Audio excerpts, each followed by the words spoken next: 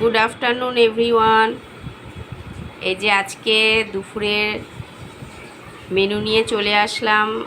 যেহেতু কালকে স্নানযাত্রা উপলক্ষে আমাদের ঠাকুর সব ওপরে যাবে, জগন্নাথ, এদিকে শিব, সবাই আর কি ওপরে প্রতিষ্ঠিত হবে। সেই জন্য আজকে আমরা নিরামিষ করেছি রান্না। নিরামিষের মধ্যে রেখেছি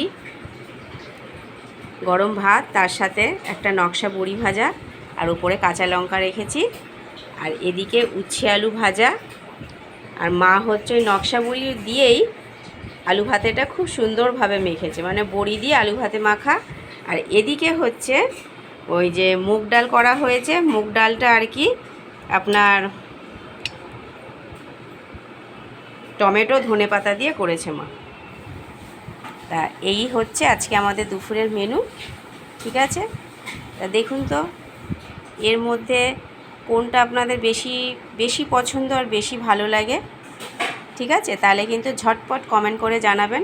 আর আপনারাও আর দেরি করবেন না, আপনারাও তাহলে বসে পড়ুন খেতে। ঠিক আছে, এই হচ্ছে আজকে আমাদের দুপুরের মেনু।